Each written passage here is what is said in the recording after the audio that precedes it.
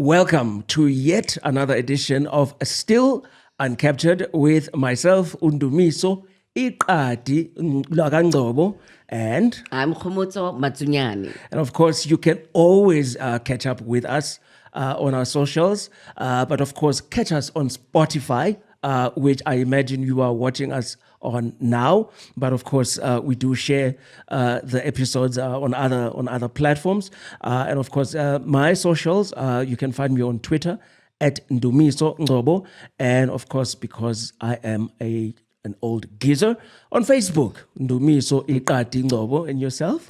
I'm on TikTok, Twitter, and Instagram at Mutso Matsu. And we are joined today by a guest, an old colleague, an old friend, someone that this conversation is actually very interesting because the last time I met him was around, what was it, September last year, Jeff? I think it was about that time. Around about September, out in Monty in East London. And we are joined by Jeff Moloi. Jeff, can you just say hi to our viewers? Well, good afternoon. Good afternoon, everybody. Whatever time it is that people are watching, it could be morning.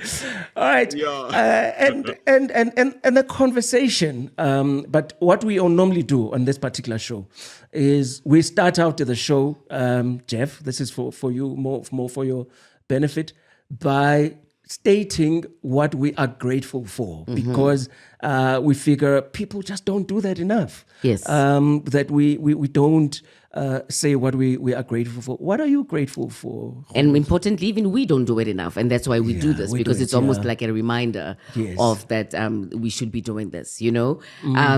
It's the little things, man. It's the little things. In my family, there's been an attempt to bring people together. There's a need for this. You know, when people complain that we meet at funerals only. Yes. And so there's the Matsunyane side and there's the Lesolang side, right? And the Lesolang side has it almost down to a T, where it's almost like every month. Yes. We go to somebody's house and we celebrate. Everybody brings a dish, and we all celebrate and we see each other and it's all good. And it's been great. We've really bonded over this. So I'm grateful for that, because these are good experiences that, the children should know each other. We get worried, and end up marrying each other. You know what I mean? Because in these lives, it's like you just don't have that sense of community within the family that we used to before. Like every Christmas, my mother and her brother and sisters would all go to her father's farm in Winterfeld with us in tow, like for days, and we would just have the best Christmas ever. So we're kind of trying to bring a little bit of that and ukola just around the family, to be like, you know what, we only have each other, so let's take better care of each other. So I'm grateful for that. And Jeff, on purpose, I'm going to ask you to come second and just share with us for yourself what you're grateful for. And there's a reason for it, because of what I'm going to share as something that I'm grateful for. I feel like I'm getting trapped. Don't trust him, Jeff. Don't trust him. No. You talk before I come in. No, guys, I'm really grateful. I'm grateful for, I live by the sea, by the Indian Ocean, and I live in a city. I live in a city that has probably the mildest temperatures in South Africa, East London. Although we are going through a really cold winter in East London, but I'm not used to extreme temperatures. I mean, I lived in Durban and I left it, and I regretted every year that I was away from Durban when I was in Johannesburg. When I was in Johannesburg, I missed the sea, and I came back, and I'm here. So I'm grateful for that. I'm so jealous. I'm grateful for the fact that, at my age, our age, yeah. I've not spent a night in hospital. That is something that you have to be grateful for, especially ever. Never, never. And look, I'm Wow. probably cheating because if you put all the niggles that I have together, there's probably a week of hospital there that I'm owing. But yeah, I'm here. Y- I'm here. So yeah, those are the things that I could think of offhand that I'm grateful for. I'm grateful for the fact that I've got children. One of them is waiting for me to finish this. He said at 3, only this morning. he said at 3, Is it so is it you gonna have to is wait it is there. it Yeah, the cricketer? yeah, the cricketer. Yeah, we The went and cricketer. fetched Oh, him Yeah. a water Atang. hose. Yeah, Atang. Yeah, Atang Okay. is Okay. massive. Atang is bigger than all of us here. He's bigger than the last time you saw him, Ndumiso, and that was 11 months ago. He's bigger than that You now. lie. He's gone even Yeah, man. further. Yeah, Oh my goodness. he has You ballooned. know, We are buying everything, and yeah, so you try not to make him too angry. because he's now at that age and at that age and that size where now you have got to have discussions with him. Yeah, yeah. Negotiations. Because if truth be told, if you were put in a boxing ring, chances are you're going to come out hurt. Yeah, no. Especially with all the niggles I'm talking about. Yeah, no, you have to sort it out. How can we overcome this? Yeah. You know what I'm grateful for, and it's got everything to do with this episode and why we have Jeff. Because when we first met each other, Jeff and I do not know when you met Jeff, but I only met him, I think at KFM, and this is what, about 16 years ago or thereabouts. And we used to have these conversations. What I'm grateful for is, number one, just the natural inclination to be self-reflective, to reflect, to be able to see when things are starting to go pear-shaped in my life. To take a look in the mirror. To take a look in the mirror and to say, ooh, this is not working out now for me, right? But also, far more importantly, to surround myself with people who, when I go on those particular journeys, number one, don't judge me, don't look at me like there's something wrong with me. Like I keep saying that if you drive a car, you don't wait for the car to break down before you take it to the workshop. There's something called service. A couple of weeks ago, I decided to go down this journey, right? I hadn't gone to therapy in a very long time, right? And when I had, it was, over a decade ago. And I felt it, you saw it as my friend. You could tell there's something offish about me. You could tell my energies.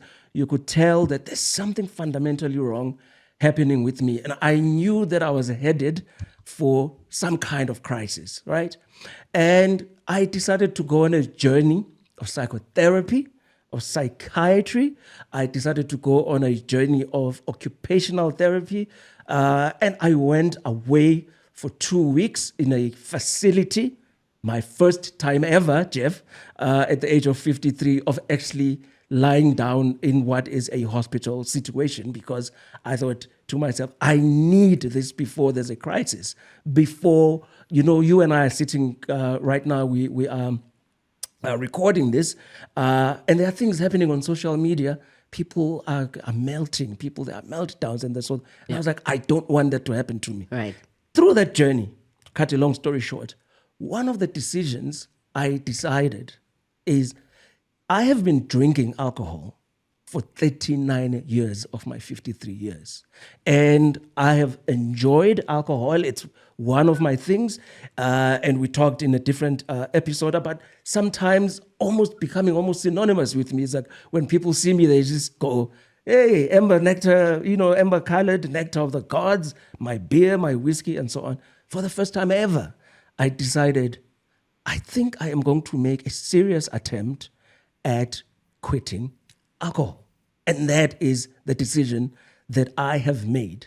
And it's so important for me for this particular conversation that I am going to talk with you guys in the present tense about my drinking in the present tense, because I consider this a journey. My chances what are the percentage? I don't know what the percentages are. Look it up, of people who start on this journey and then And relapse relapse. is very high, Yeah. right? And so on. Right. But I am making that particular attempt. And that I am grateful for, that I am even trying to do this, because I've got to that point where I'm thinking, alcohol is not working out for me. Do you think you're making this public because you want to be held accountable? Very much so. So that if I see you with that glass, with it's a how glass, do how so. do- wena futhi. Right. Wena futhi, because my drinking has become a problem for me that I now need to recognize. And because of the conversations, when Jeff and I were sitting, we were having large ones, large drafts, right? And we were having this, and there's evidence. We've actually got pictures of ourselves sitting in a pub. But Jeff and I were having just these conversations about alcohol and our, relationship with alcohol. And I thought, let's just have this conversation, guys. An adult conversation about all our drinking. So I want to know this. When was the first time you all had your first drink? Because me, it would have probably been when I was under 10, when the adults they'd been drinking and they leave glasses around and they're not quite finished and whatnot, and you kind of drink little bits of that, right? And then oddly or bizarrely, our parents also our drinking parents, because my mom is a teetotaler, my dad on the other hand, whoo. And my dad used to give me beer as a baby, apparently, to drink. I don't think a whole glass. Every father does. Thank you very much. Which is kind of ridiculous. Like, if you think about it, like, what's making us do that? Is like, when we have a law that says kids shouldn't drink until they're 18, we know the effects of alcohol. Or maybe that's exactly the point. You want your children to sleep.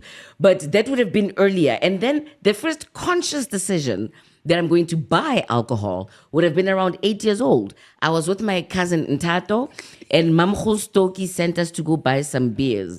So we took an extra bottle. She gave us extra money for ourselves to go buy sweets, right? But instead, we bought ourselves a bottle. Of what? Of beer. Okay, but when you say bottle, we're black. don't say a bottle. A beer. No, beer. Ngudu, yeah. And Ntato and I worked on that bottle. First of all, the taste was awful. That's what I remember. I just think like, oh, what is this? But we kept going, right? And then at some point, we like losing our bearings, which is what I thought the purpose of drinking was to get drunk, right? So that you sway in the wind like the adults around us. And then at some point, we threw up. But thankfully the adults were still busy drinking themselves, so they kind of missed it. And I think I had to go lie down because I'm feeling drunk, like literally, because my head was literally spinning, which is what drunk means, right? Yeah. And so that would have been my first experience, and it would certainly not have been my only experience. And then growing up as you become a teenager, Kgomotso High School, me and Florence, there was oh my Lord, I hope this wasn't a prediction of what was going to happen. There was next to, in Muntsiwa, which is the town where this school is, this boarding school called Botswana High School, there was a bottle store called Kgomotso Bottle Store. You know what I mean? So, and it's like the times when there was some ginger kind of alcohol, spark or smoke. Anyway, we bought that and we drank. We got drunk. I threw up. So there's been these, because I just couldn't wait to drink as a child. Jeff, your experience, do you have a recollection of when you started drinking? Yeah, I do. I was hoping that we wouldn't go that far back, but Kgomotso has yes, I did have a few dabblings as a kid as well, because I had a father that my father, he was very discreet about his drinking. He never drank. I never saw him drinking in front of us. He only drank in front of us when we were old enough to buy him, and because we knew that, hey, we know you take, and I hope none of his bazalonas will be Well, anyway, he passed away a long time ago. But yeah, there were those. So I remember the one day, I think it was a Friday as well. I was the eldest of the kids. I don't know where my brother was, but everybody had gone, and there was this one bottle of wine that was left under under the bed. And we went and we just took a few sips from it. And my little sister got so drunk. She got so drunk. At first, I thought that she was pretending to be drunk. And I was like, this is. And I felt nothing. And this was all going to be a precursor to my drinking life. Because, yes, we took equal amounts. And she was all over the place. Whoa. And we got into trouble. We got by my parents, because everybody, she left the house and the household, and that's when I realized that something is wrong here. And she went around and behaving, very irrationally, and she must have been about 10 then. Yeah, I don't remember. But that was very embarrassing for me, because I had to pick up after her and then put her to sleep. And then there was nothing until I became an adult. And my first drink was when I had gone through university, started teaching, and then... Really?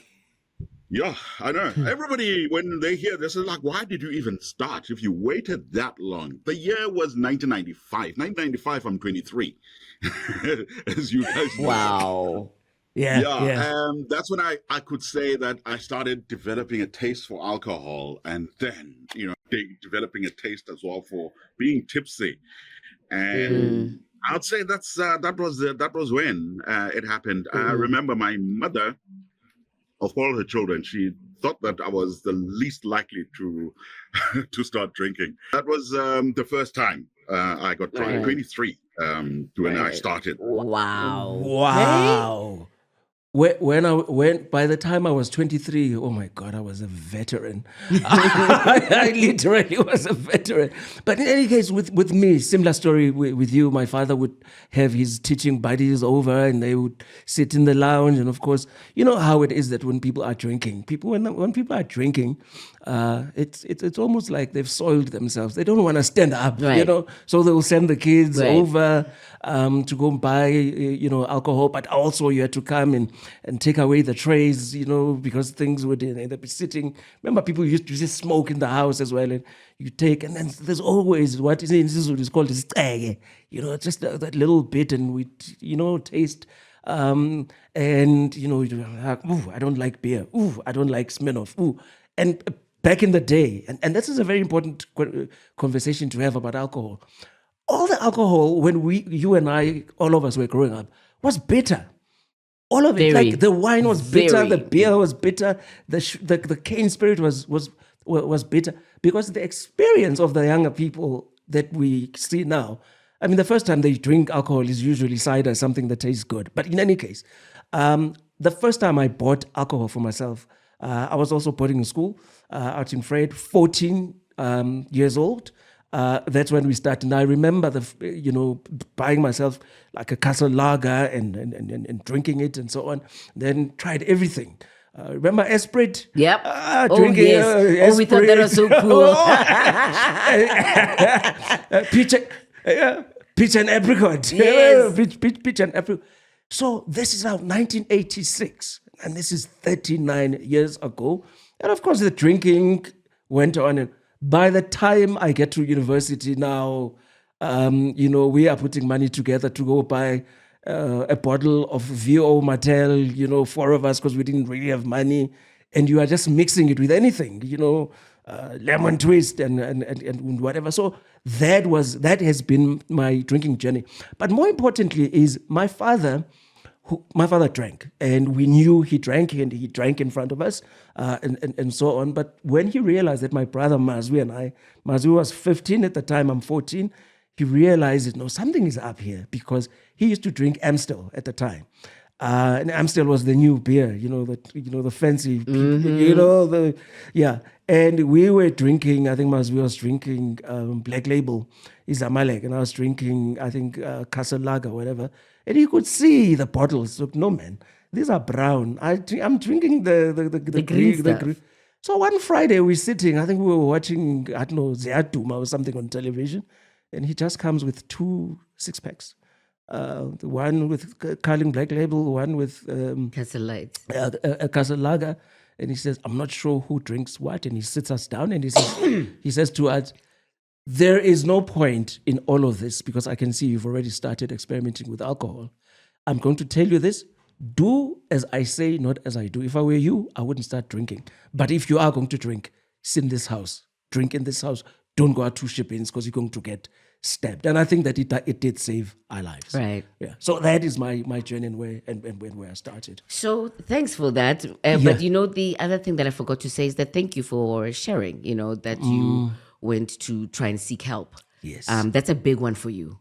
In all the decades that I've known you, that is a huge one for you.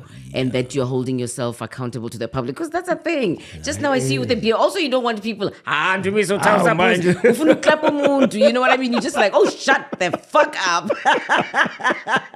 Miss Goody Two Shoes. Yeah.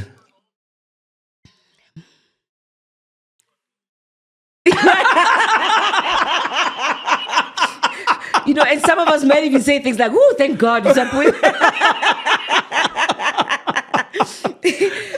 the thing about it is, we have had this discussion before that men take a long time to seek medical help. Yes. So I can imagine it takes even longer to seek psychological help. It really does. I mean, I went to this in this facility because I didn't clear it with them. I won't say where, but lovely facility. And one day, I mean, this is an ongoing conversation. Right. And if I've cleared it with them, I'll actually say this. But, the thing about it is, and I said this to you, Kgomotso, I said, I went in there, I did not know what I was expecting. But 80 to 90% of the people that were there to seek help, guess what gender they were? Women. Men just don't do that. Like I particularly black, and the men that were there were not black. I mean, there were 2-3 guys that were black, but like we don't. And you would think, looking around in this country, who really needs that type of intervention more than any other person? Right. Like it really should be. I do not know what you feel about this, Jeff. Right. I've felt as well that I probably need something like that is more ongoing. The only time that I've ever sought mental help was I think this time we've discussed it. 2020, everybody took a knock. 2020, 2020 in that year, I started wearing glasses.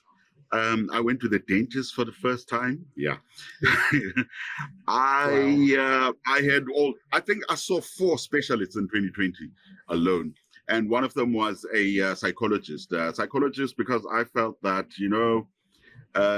April 29, which was my birthday, I lose Loisos Chege, one of my best friends for 25 years.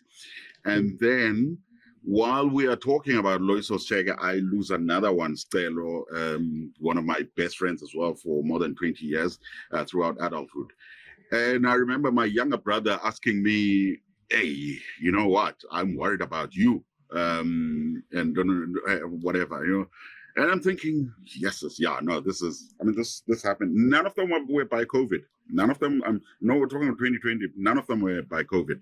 But it was that situation where people were so afraid of hospitals that whatever small thing that they had, they started, until I collapse, then I'm not going anywhere. And then 3 weeks later, it was my younger brother, the one who had been asking, saying, I'm worried about you, And he also very unexpected as well, very unexpected. He was ill for about 1 week and gone. June. So you have April, May, Stelo, and then my brother in June. So, and these are people that not once in my life where I was with them under the same roof. So I had to take stock and say, you know what? Sometimes, the thing about these things is that you're coping and everything, but you don't know until somebody points it out how much damage that you are taking from this. And I still think that I went too early, because I mean, I went and the whole process was normal, and it was a consultation like this online. And I thought about it afterwards. I was thinking, because we did a few sessions with, she was in East London, I was in Umtata. And I was like, I know that didn't even touch the surface as far as I'm concerned. I know it didn't. And I still haven't gone again, but I know it didn't even touch it. Because I mean, I'm thinking, I'm not a psychiatrist. I've never received any training, but you should be able to see the whole person when you're consulting them.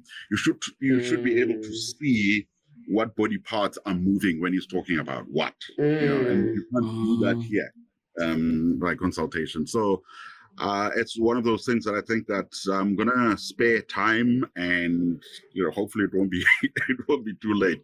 But yeah, it's something that is overdue. It really needs to happen because But Jeff, you give yourself challenges, hey? Like in the sense the reason we invited you is because you speak so honestly about it on Facebook.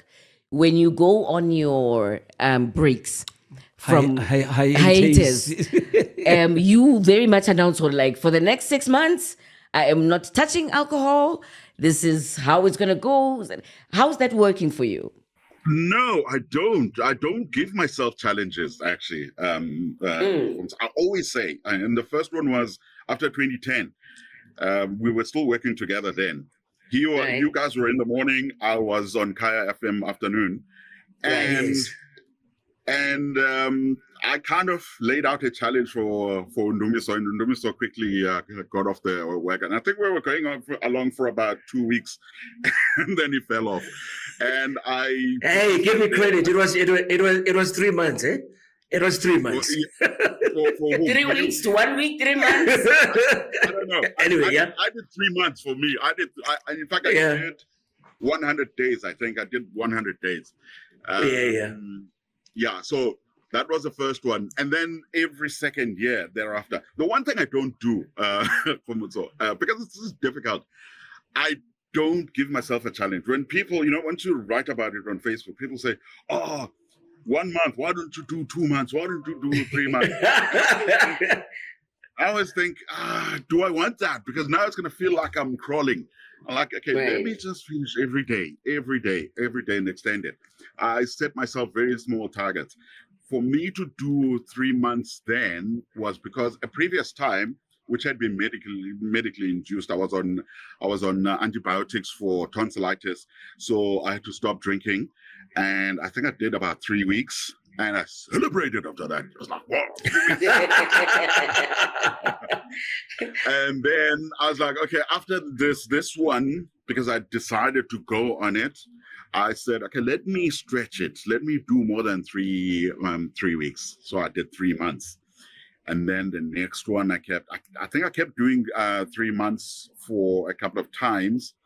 And then 2016, I was trying to stop, but 2016 was another 2020 for me. I lost so many people that I knew, including my father. So I wasn't able to. Again, red flag. You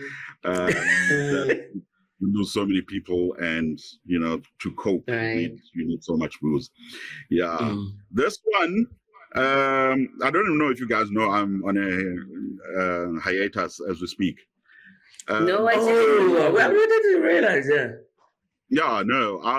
This is the longest one ever, and I would probably say that one of our conversations as well had something to do with it. I do remember feeling, because one of the things you told me when you came here was that you had not been drinking for 5 months, and I hadn't actually. London. Yeah, you came to East London and you started. Yeah. It wasn't with me. It wasn't with me because you had already. No, it wasn't. Yeah. But I thought about it and like, you know what? In a way, I do feel kind of responsible that you had kept it going for five months, and you came here, and it had nothing to do with you. you go to Jeff City, you know you're going to drink. What you said at the beginning of the show. That, you go to, because I've also been associated with booze for the longest time because I take it so well and I enjoy it very loudly. And you think about it, you think, how many people have I influenced to start drinking without even knowing? I know of at least one person, a friend of mine, who didn't drink. He also started late, and one of the conversations we had was like, he said, I like the way you enjoy booze. Oh wow!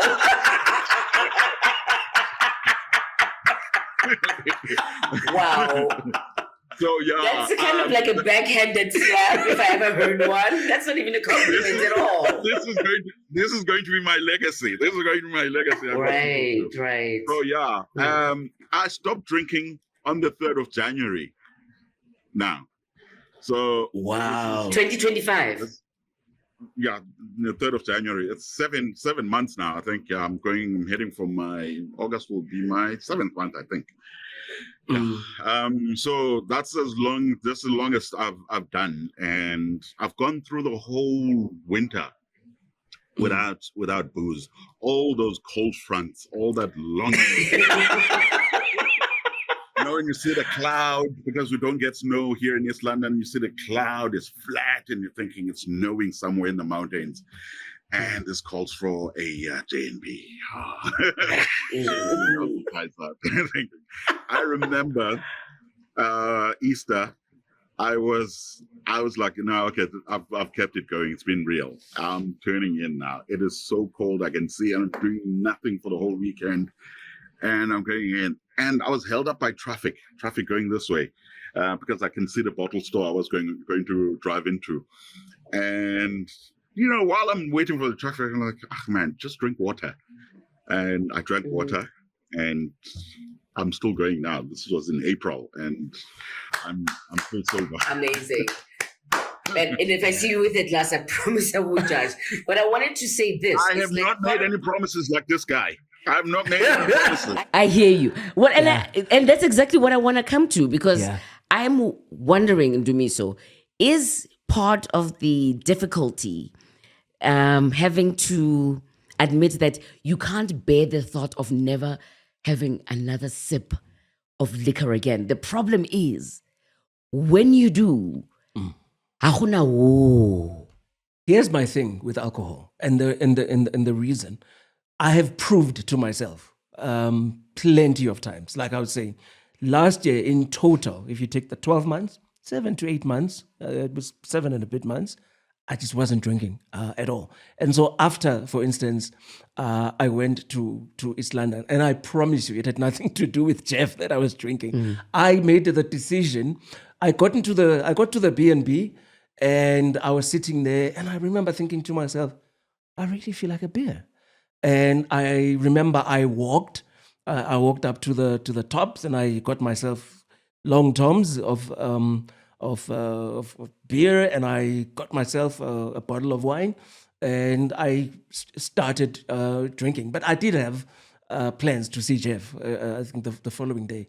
But after that time, it was September, I went on to drink for another sort of almost 2 months, not quite, 6 weeks or so. And then I decided to quit again until Christmas. But I knew that I was going to be drinking on Christmas. But what you are talking about is actually the fundamental thing. I've proved to myself that whenever I feel like stopping, I can stop. I can just go cold turkey. That's no longer an issue for me. My problem is I have one beer, and I have tried to drink in moderation, to drink casually, to be a casual drinker, like my wife. My wife is a casual drinker. I have tried for years. I don't know how to do that. So what happens is I'll put myself a challenge. I'll say, from now on, I only drink after 9 p.m. as a nightcap, and I'll have a beer or two. And by the weekend, because I don't know how to drink in moderation. It's either ngiyaphuza or angiphuzi. I do not know how to have 2 beers and stop. Because I'm an alcoholic, right? I mean, it's one of those things that I've had to admit to myself, is that it's either I've stopped or ngiyadlaba. There's no in between. There's no in between. There's no in between. And part of the reason that I have decided to do this is that, number one, health-wise. And when I say health, I mean total health. Liver and so on. I mean, I do things like, my gamma GT recording, where it's like, it's not supposed to be over 60. I mean, I have had recordings over 200. That is like basically your liver is overworked. You're not quite at liver cirrhosis yet, but your liver is already saying, right, dude, careful now. Right. But also it's just the cognitive decline as well. The haze that I am in when I can lie to myself. I'm still churning out the columns. I'm Right. still coming here and I'm Right. doing this and I'm thinking to myself, Right. I'm fine. And like Jeff, I like to pride myself that most of the time I handle my business really well. I'm No, you did. jovial. Both did. But then there are times where we go dark, where we go dark. But I think that we'll probably have to go away. Perfect. And then we'll come back. Yes. And we'll talk about the dark times about alcohol, right? Welcome back. We're talking about alcohol, personal relationships with alcohol. To be specific, you guys have talked. Should I let Jeff tell us his story? Should I tell my story of when I know that I'm problem drinking? Go ahead, yeah. 2020 seems to be like a seminal year. Well, for you and I, Jeff, it was COVID, right? Sisekaya, we've just lost our contract at Kaya FM after winning an award. Go figure. And so you wake up and there's nothing to do, right? There is literally nothing to do. And there's wine. And I'm like, but I'm not going anywhere. I'm up at 6. I did. Because I was also selling it. That's why. Take it or leave it. Take it or leave it, basically. So I would wake up in the morning and have a glass of wine. And it was just kind of like became a habit, of like, well, I mean, but I wouldn't get drunk. That's the thing of like through the day. But the first glass of wine starts at 6 a.m., guys. 6 a.m. before you have breakfast. So you skip breakfast. What we like to call amongst the veterans, functional drinking. I'm a functional alcoholic, right? Because I never get drunk. I show up for work. And, I do everything that I'm supposed to do. Yeah. But no, literally there was nothing to do. We were like not working and there wasn't anything going on. And years start to go by and I realized like this has now become a habit and I'm kind of loath to kind of drop it. I'm kind of really, this glass in the morning is like a habit now, a daily thing. And it's like, yo, I don't know, Matsunyane, I think you got a problem. Babes, you have a problem. You cannot be having alcohol for breakfast. And I don't know why there's that kind of rule, but just as a functioning person who is able to control their intake of a substance, surely you should easily be able to say, like, I'm not drinking at 6 a.m, I'll drink at 6 p.m. And that's it. But it was much harder than I anticipated. Yeah. It took a long time because now also remember I'm not exercising in the morning. Yeah. I'm not doing anything. I'm just basically going back to binge watch Netflix or Amazon or whatever it is that I was watching at the time. And then having to be like, okay, my situation doesn't seem to be changing. So I'm going to have to effect the changes that I want. Yeah. And so I kind of gave myself a little bit of a deadline. Like, by this time, you will not be doing this. So like wean myself off, first of all. Like, okay, first let's get to be like, okay, maybe along 12 instead of 6. Then I feel good. Or like The first sign that there's a problem is when you start bargaining with yourself. You know there's a problem when you're bargaining with Like, at 12 o'clock, man, come on. 12 o'clock is better than 6, And then trying to get to a place now where I'm holding myself accountable with the people that I live with, where for one, if I don't buy it, I don't drink it. And that's the thing that's interesting. It's not like you sometimes feel so physically dependent, but when you also stop, it's also not necessarily such a reach for you not to drink at 6 a.m. and then for you not to drink at 12 and to try and be more late afternoon kind of vibes because it feels more decent. But even that, you're kind of like, hey, we're just watching. Yeah, we're just watching. So I'm not at that point yet where I can go for months like you guys, young Tusa. But I suppose maybe I'm also very nicely telling myself this is like, but you're not really that bad. Oh. Jeff, you were saying something during the break. Yeah, I mean, the whole thing about not being, because I mean, the typical picture of somebody who's a drunkard is the uncle who cannot stand up straight, who speaks irrationally, cannot even, and is falling asleep all over the place.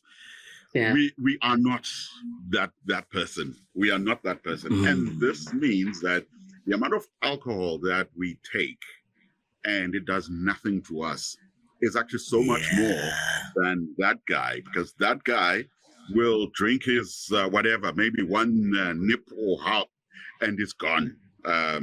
We continue and we keep replacing and we can buy. And we started even breaking that boundary that you must never drink alone at home. That has got its merits. Ridiculous. Sometimes that's been some of my best drinking. Is alone. I know, exactly. Yeah. And now here you're sitting, you've got this bottle of something, and you're not sharing it with anybody. And I want to still be able to share this. So I'm not gonna finish this, but we take in a lot of alcohol while standing, and you have to think, after some time, what is this doing to my? And you were talking about the liver, you were talking about all other things that come with that, because you've started enjoying it. You're taking in so much alcohol that other people, you hear people saying, "Oh, you finished one bottle of wine alone."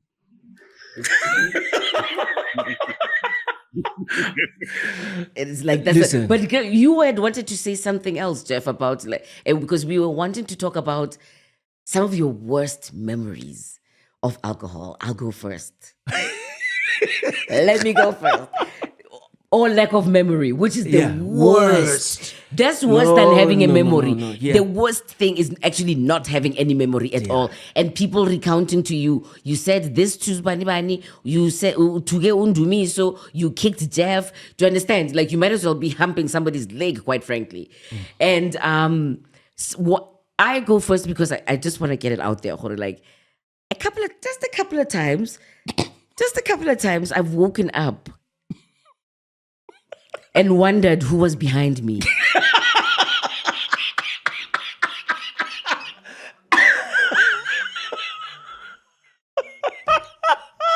You be just sort of like, okay, to be clear, it's the following. You're talking about the following morning, obviously, and you are in bed. And you are looking sometimes, and you do not recognize the room. Sometimes. You might not recognize the ceiling. You might not know where you are. First of all.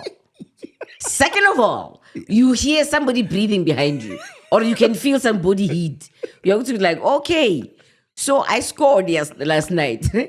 But you don't remember who. So now it's like this, oh, Lord Jesus, please, Lord Jesus, let it not be Jeff. Let it not be Jeff. Let it not be Jeff. And you turn around and hopefully it's a pleasant surprise. But the idea that you would even have to wonder, can you imagine the kind of danger as a woman that I would have put myself in? Do you understand? I did say a couple of times, but whatever. Those were a couple of times too many for me to be wondering who's sleeping behind me and I'm in the front and I barely remember what happened last night. one of the things that will also, what Jeff was talking about, right? About the amount of alcohol. I'll declare this, and my wife will attest to this. Where because again, the whole thing about time, because I have been effectively, other than radio contracts, in between, being a freelancer working from home for almost 20 years. Right. I mean, basically 17, 18 years, right? And I have gone through periods. I mean, I think the pinnacle of my drinking was might have been started around 2010, the World Cup, going on to about 2014 and thereabouts, where I would actually go through a bottle and a half of bourbon in one 24-hour period. Like, as in, I will open a bottle of bourbon after GMG. Remember when you used to do GMG? Yep. The morning breakfast show? Yeah. I'd open my bottle at 10. And I would push on because I'm doing other things. I'm also, doing this. I'm writing, and more scarily enough, driving. And I'm driving. Yeah. I'm picking up kids, Right. and I am already half a bottle into the drinking, but I'm still coherent. I'm still talking to people, and if it's a weekend, I have those moments where I don't when you're talking about, because I've had that as well, where you wake up in the morning and you look and you can just see someone's back. And you're like, "Iphondo likabani le?" There's just someone like iphondo. Ubani lo? Right? Okay. Number one. Number two, it's when you are trying to think in the morning, you're thinking, how did I get here? More importantly, where's my car? Oh my God. And you go into the garage, and there is your car parked even more perfectly than you ordinarily would park it when you are sober. But you have no recollection of driving home. How scary was that? And these Oh were my days before God. Uber. This is one of the things I'm grateful for. Yes. Shared ride services. Uber's so full of it, and they treat their drivers terribly. But it's really changed my life in the way that I'm able to manage not drinking and driving. Yeah. So those are some of those dark moments. Yeah. Okay.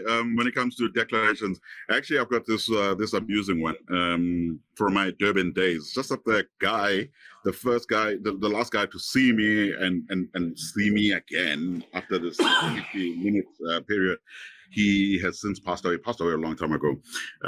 So we were moving places. That's the thing about Durban. You sit here, drink here. I don't know why people have to change venues and you go and you drink somewhere else. Pub crawling is big in Durban, yes. Yeah, we were walking to another venue because we had been sitting outside St. George's Park, that whole area where people used to hang around.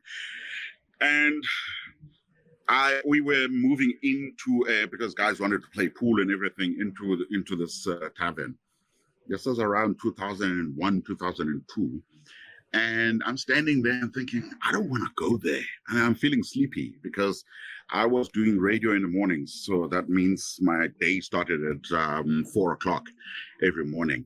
So I hadn't gone to sleep. So I stand there thinking, should I join these guys? Should I not?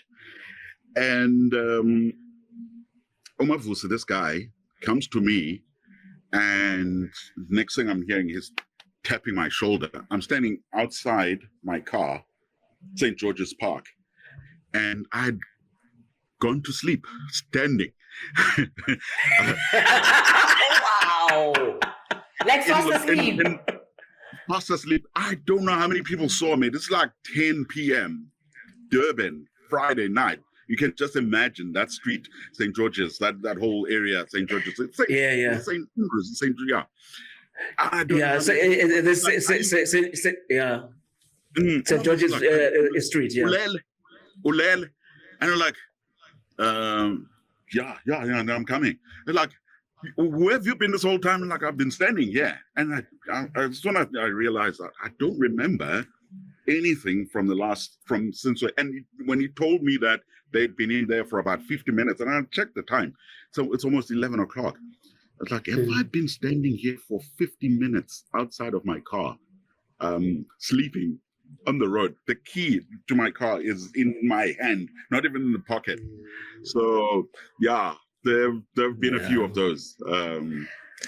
So as we wrap up, let's think about this. Let's can we wrap up in saying then your personal journey, Mapolova? Yeah. One, you did go to a place that you didn't want to go back to. Oh, yeah, no. Because, I mean, I thought to myself just very quickly, I thought, the arrogance of actually thinking that I can do this by myself. And I have called a couple of friends who have, managed to quit. I don't consider myself as someone who has quit because it's just my beginning. It's a journey. I'm declaring it because this is what I want to do. This is exactly what I want to do. And I'm adamant that I'm actually going to do it. But it's not just about willpower. It's a free will for me. That's a conversation for another day. Yeah. It's a bit of a delusion, right? So I thought, no, let me go to a support group. One of the more popular the one. more popular one that the more popular one that everyone know. And I remember walking in there, and I remember my psychologist. When I said this to him, I said, no, I think I'm going to join that particular support group. There's something, a look that passed in his eye, like, are you sure? And I get there, and I promise you, I have never been so confused, because when you see this version of this support group on television in American movies, Right. Hi, I'm Jeff, I'm an alcoholic, and people share their personal stories. Hi, yo, this was Inkonzo Yabazwalane Jesu. Yo, was I not prayed for? Was I not judged? Was I not told how, we You are can't do this on your own. You can't do this You need without God. You need God. God is. This is after I decided, no, let me just be honest with these people. Right. That guys, as it so happens, my spiritual journey, as I'm an agnostic, and I was told, you can't do this without God. They literally almost grabbed my head and prayed for me in tongues. Right. To take the devil out. To take the devil out of me. And I was like, I know this has helped millions of people across the country. But it's not for me. This is not for Ikati. This is not for me. This is not going to work for me. The journey continues. This conversation is way too short. Jeff Moloi, thank you so much for joining us all the way from East London. Yeah. Ndumiso, the journey continues. Oh, man. I'm not there yet. Aluta continue. Yeah, aluta continue. Yeah, just quickly for myself as well. I've thought about it. It's like, okay, I've gone this far. Do I really need to say I'm gonna? Do I need to declare it? Is this it? Yeah. I keep asking myself that, and for me, it's every day. I try to not drink. That's what it is. Yeah. This is an ongoing. You never really. It is an ongoing. This is an ongoing conversation. And we want to know, what are your drinking habits? Are you happy with them, or are you trying to change? Share with us. I promise you, we won't judge you. See you next week.